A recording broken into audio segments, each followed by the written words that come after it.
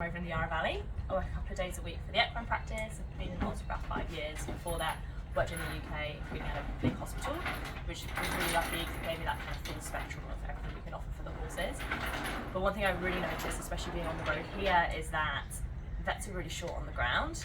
Horses are always getting into problems, and often it's down to the owners, or for you guys now being the players and the grooms at the event. It's down to you guys to tie yourselves over to either avoid leaving the vet altogether, that's the dream scenario, or to at least keep the horse happy and comfortable and start their road to recovery before the vets even got there.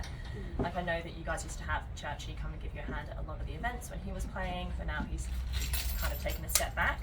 So often you're left without a vet on hand, which I guess is a bit of an issue.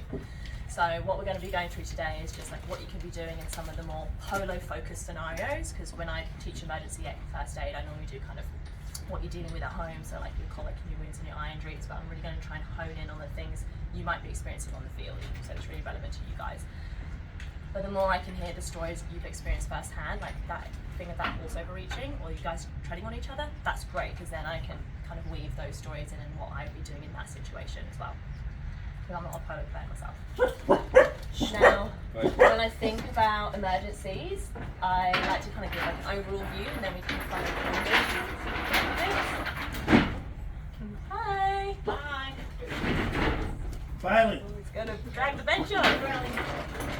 So there are a few things that you really need to know. The first up is that the more you know about the horse as a healthy animal, as well as what issues they get and the disease processes, the better. Knowledge is power, really. And then the next thing is it's really helpful if you've got an emergency kit. So do you guys have a full kit in the clubhouse or anything? You ready? Nah? I do in my truck. You do in your truck? Yeah. But does everyone know that if they need something, they can go to your truck to get it? No. So what we probably need is maybe something that can be in the clubhouse that you guys know is just a designated kit. So if something happens out here, it's easy access. I'm going to take you through the essentials that I have in my emergency kit. It's obviously not the same as what I keep in my vet car, but these are all the good things that you can have to hand. Then you need the skills to actually assess the horse and then to interpret those findings to know okay, is this an issue or is this not?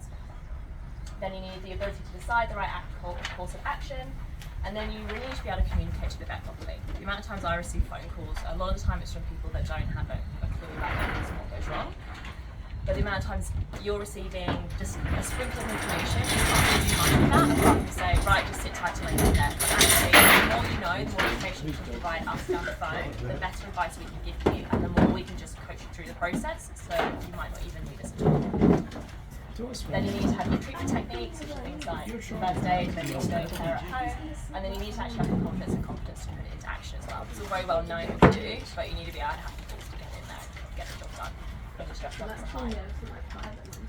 And I love this quote. So it's you don't rise to the occasion, you always fall to the level of your training. We always tend to think, oh yeah, I'll just cross that bridge when I come to it, and then we find ourselves in that situation and we're like, shit, what do we do?